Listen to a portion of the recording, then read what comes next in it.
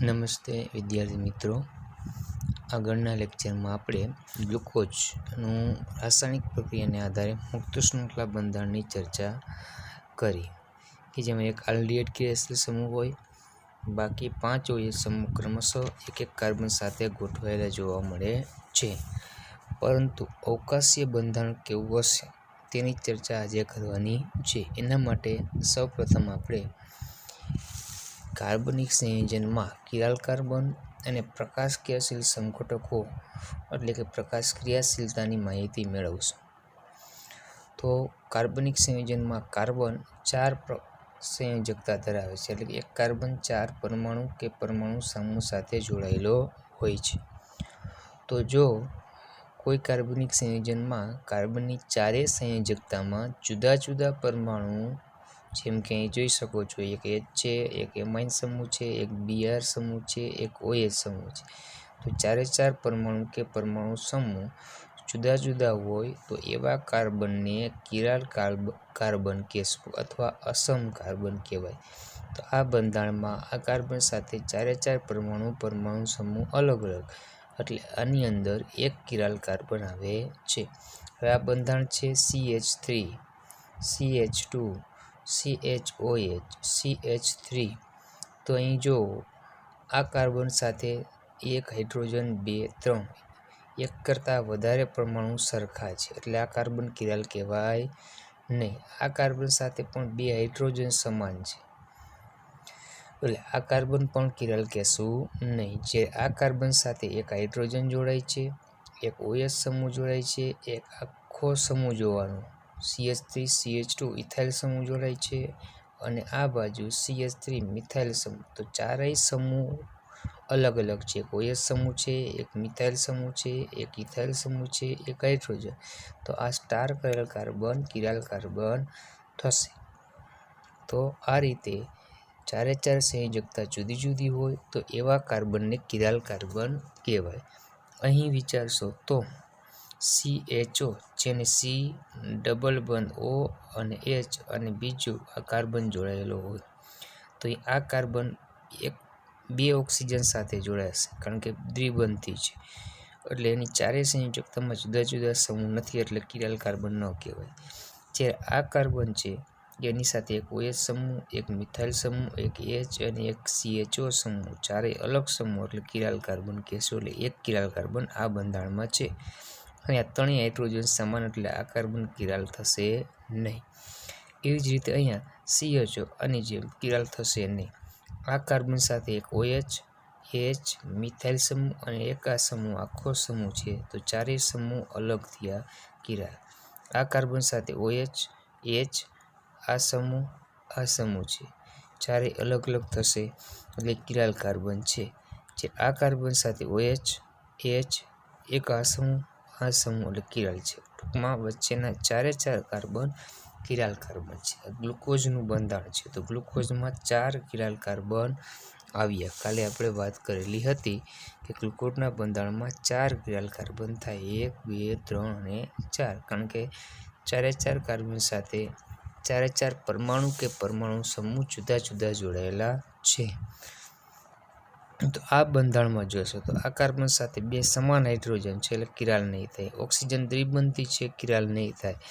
1, 2, 3 carbon સાથે અલગ અલગ પરમાણુ સમૂહ જોડાયેલા છે, એક H છે, OH અને એક આ સમૂહ છે.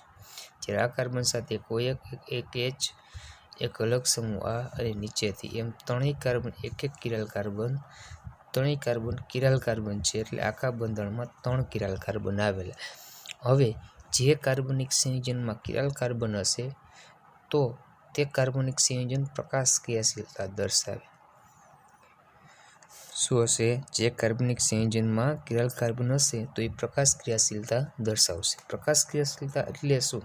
તો કે કાર્બનિક સંયોજનનું જલીય દ્રાવણ લેવામાં આવે અને તેમાંથી ધ્રુવીભૂત પ્રકાશ આપાત કરવામાં આવશે. ધ્રુવીભૂત પ્રકાશ એટલે એક જ સમતલમાં પસાર થતા પ્રકાશના કિરણો હોય તો એ ધ્રુવીભૂત પ્રકાશ કહેવાય. જેમ કે લાઇટનો પ્રકાશ છે, લેમ્પ, તો એ અધ્રુવીભૂત પ્રકાશ છે, કારણ કે એ ચાલુ કરીએ તો પ્રકાશ દરેક દિશામાં ફેલાય છે. પણ લેઝર લાઇટ હોય, ટોર્ચ હોય, તો એના પ્રકાશનું કિરણ જે દિશામાં તમે રાખો એ જ દિશામાં પસાર થાય. તો એ એક જ સમતલમાં પસાર થતા પ્રકાશના કિરણો હોય એને ધ્રુવીભૂત પ્રકાશ કહેવાય. તો હવે કોઈ કાર્બનિક સંયોજનના દ્રાવણમાંથી ધ્રુવીભૂત પ્રકાશ આપાત કરો અને જો એ પ્રકાશ સીધું કાર્બનિક દ્રાવકમાંથી પસાર ન થાય એટલે કે કોણાવર્તન પામે. શું પામશે? કોણાવર્તન. સીધું પસાર નહીં થાય. તો જો કોણાવર્તન પામે તો તે કાર્બનિક સંયોજન છે એ પ્રકાશ ક્રિયાશીલ સંયોજન કહેવાય. ધ્રુવીભૂત પ્રકાશનું કોણાવર્તન કરે તો એ કોણાવર્તન ક્યારે થશે? તો કે એમાં કિરાલ કાર્બન હોય તો જ થાય. કારણ કે કિરાલ કાર્બન હોય તો એ અસમ કાર્બન છે, એટલે અસમ કાર્બન હોવાથી એ ધ્રુવીભૂત પ્રકાશને સીધું પરાવર્તન થવા દેશે, કોણાવર્તન થવા દેશે નહીં. સીધું પસાર થવા દેશે નહીં, એટલે કે એનું કોણાવર્તન તો કે થશે. હવે કોણાવર્તન જોનાર વ્યક્તિથી બે રીતે થઈ શકે, જમણી દિશામાં અથવા ડાબી દિશામાં. તો જે પ્રકાશ ક્રિયાશીલ સંયોજન હોય એ ધ્રુવીભૂત પ્રકાશનું જોનાર વ્યક્તિથી જમણી દિશામાં કોણાવર્તન કરે તો એને દક્ષિણ ભ્રમણીય કહેશું. ઇંગ્લિશમાં એને ડેક્સ્ટ્રો કહેવાય. એના માટે સંજ્ઞા સ્મોલ ડી અથવા પ્લસ, કારણ કે એનું કોણાવર્તન મૂલ્ય જે ખૂણો હોય આલ્ફા, એ આલ્ફાનું મૂલ્ય જમણી દિશામાં કોણાવર્તન થાય તો પ્લસ લેવામાં આવે છે અને ડાબી દિશામાં કોણાવર્તન થાય તો માઇનસ લેવામાં આવે છે. જેના કારણે પ્લસ માઇનસ સંજ્ઞા વાપરશું. એટલે દક્ષિણ ભ્રમણીય હોય તો જમણી દિશામાં કોણાવર્તન થાય એટલે કોણાવર્તન મૂલ્ય આલ્ફા છે એ પ્લસ લેવું પડે, કે 50ના એંગલે કોણાવર્તન થાય તો +50 દક્ષિણ ભ્રમણીય હોય તો.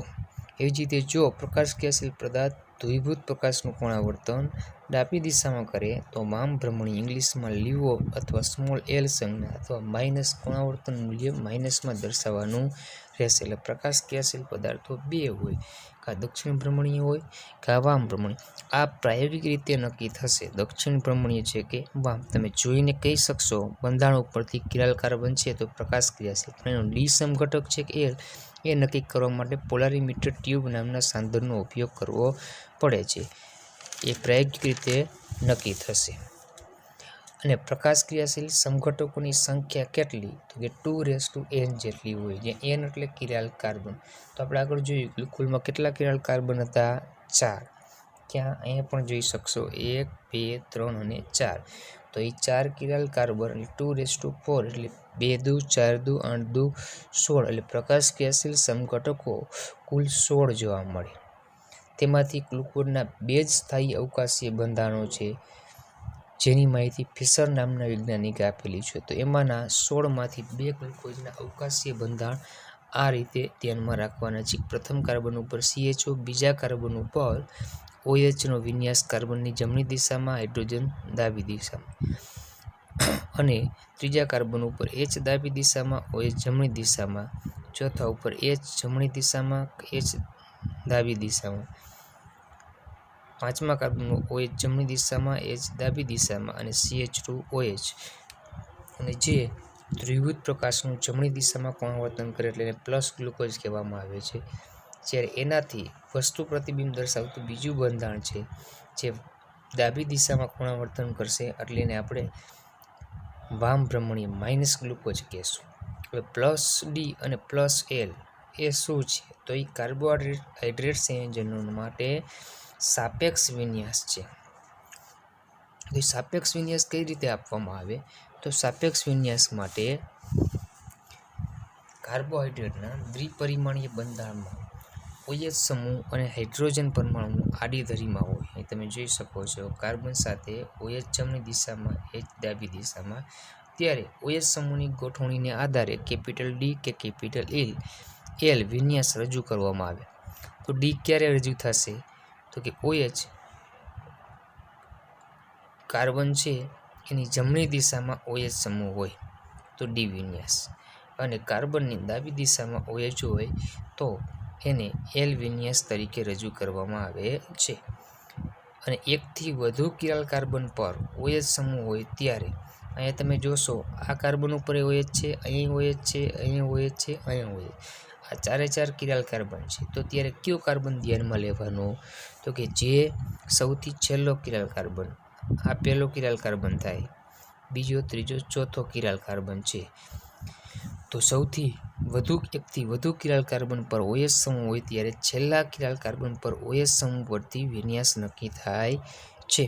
તો અહીંયા તમે જોઈ શકો છો છેલ્લા કાર્બન ઉપર OHનો વિન્યાસ જમણી દિશામાં છે એટલે એને ડી ગ્લુકોઝ કીધું, અને આમાં ડાબી દિશામાં છે એટલે એને એલ ગ્લુકોઝ કીધું. બંને એકબીજાના વસ્તુ પ્રતિબિંબ હશે ડી અને એલ, અને એ ધ્યાન રાખવું કેપિટલ ડી હોય તો એ પ્રકાશક્રિયાશીલતાની બાબતમાં સ્મોલ ડી એટલે કે દક્ષિણ ભ્રમણીય જોઈએ એવું જરૂરી નથી. એ ખાસ ધ્યાન રાખવું, કારણ કે પ્રકાશક્રિયાશીલતા પ્રાયોગિક રાશિ છે.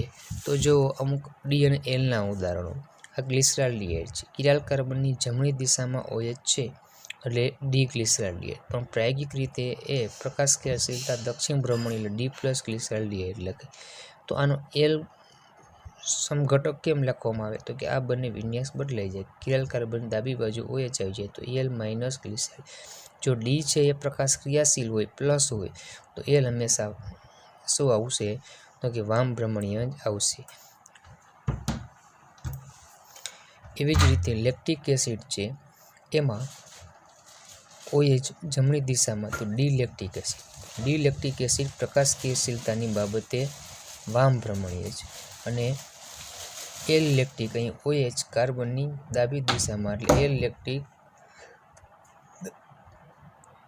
દક્ષિણ ભ્રમણીય શર્કરા થશે. એટલે કોઈ ડી હોય એ દક્ષિણ ભ્રમણીય જ હોય એવું જરૂરી નથી. અહીં લેક્ટિક એસિડમાં ડી વામ ભ્રમણીય પણ જોવા મળી શકે છે. તો ગ્લુકોઝનો ડી બંધારણ તો કે આપણે આગળ કીધું એમ દક્ષિણ ભ્રમણીય છે એટલે ડી પ્લસ ગ્લુકોઝ, અને ગ્લુકોઝનો એલ બંધારણ છે એ વામ ભ્રમણીય જોવા મળે છે.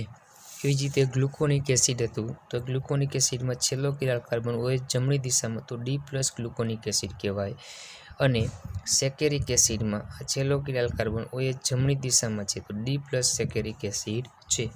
પછી ધ્યાન રાખવું ડી અને એલ બંને એકબીજાના પ્રતિબિંબી સમઘટકો છે, એટલે કે એકબીજા સાથે વસ્તુ પ્રતિબિંબ દર્શાવે છે. તમે જોઈ શકો છો પ્રતિબિંબી અને સ્મોલ ડી અને સ્મોલ એ પણ એકબીજા સાથે વસ્તુ પ્રતિબિંબ દર્શાવશે, પણ કેપિટલ ડી એલ અને સ્મોલ ડી એલ એકબીજા સાથે કોઈ સંબંધ દર્શાવતા નથી. એટલે કેપિટલ ડી હોય તો સ્મોલ ડી જોઈએ એવું જરૂરી નથી, અને ડી અને એલ એ પ્રાયોગિક રીતે આપણે તો કે નક્કી કરી શકશું.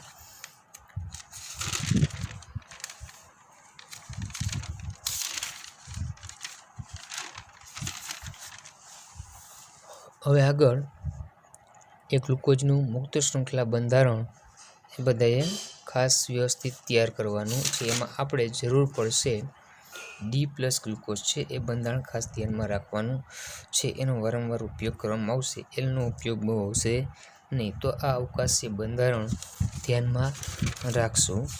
અને હવે આગળ કે મોટાભાગના કાર્બોહાઈડ્રેટ સંયોજનો મુક્ત શૃંખલા નહીં પરંતુ ચક્રીય બંધારણ ધરાવે છે. એવું ગ્લુકોઝની અમુક ચોક્કસ પ્રક્રિયા ઉપરથી નક્કી થયું. એટલે ગ્લુકોઝ મુક્ત શૃંખલા નહીં પરંતુ ચક્રીય બંધારણ દર્શાવશે તેની માહિતી આપણે મેળવવાની. આગળ આપણે જોઈ ગયા કે ગ્લુકોઝના બંધારણમાં આલ્ડીહાઇડ ક્રિયાશીલ સમૂહ છે. તો આલ્ડીહાઇડ સમૂહ હોય તો આલ્ડીહાઇડ સમૂહ સોડિયમ હાઇડ્રોજન સલ્ફાઇડ સાથે પ્રક્રિયા આપે છે, તો ગ્લુકોઝ પણ આ પ્રક્રિયા આપતું હોવું જોઈએ, પરંતુ ગ્લુકોઝ આ પ્રક્રિયા આપતું નથી. પહેલી બાબત શું આવશે કે આલ્ડીહાઇડ સમૂહ NHSO3 સાથે પ્રક્રિયા આપે છે, તો ગ્લુકોઝમાં આલ્ડીહાઇડ સમૂહ છે તો આ પ્રક્રિયા આપતું હોવું જોઈએ પણ આપતું નથી. એ જ રીતે આલ્ડીહાઇડ સમૂહ સ્કીપ બેઝ જે આપણે આલ્ડીહાઇડ કીટોન કાર્બોલિક એસિડ ચેપ્ટરમાં આવશે, એ સ્કીપ બેઝ સાથે આલ્ડીહાઇડ સમૂહ છે એ પ્રક્રિયા આપે છે, જ્યારે ગ્લુકોઝ આ પ્રક્રિયા આપતું નથી.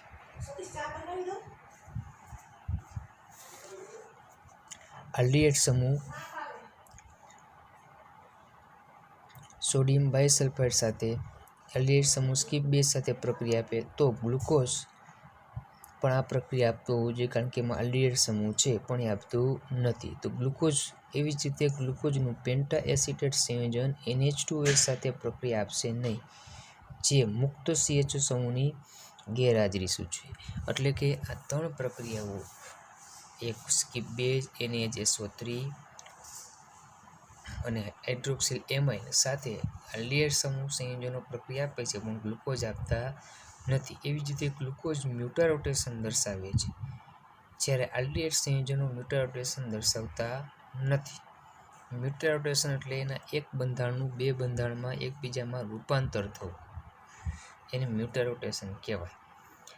આ પ્રક્રિયા સૂચવે છે ગ્લુકોઝમાં CHO સમૂહ મુક્ત નથી. જો મુક્ત હોત તો આ NHSO3 NH2OS સાથે અને સ્કીપ બેઝ સાથે આલ્ડીહાઇડ ગ્લુકોઝ સંયોજન પ્રક્રિયા આપે, પણ નથી આપતું, જે સૂચવે છે કે મુક્ત હોતો નથી, પરંતુ ચક્રીય બંધારણ સ્વરૂપે હશે.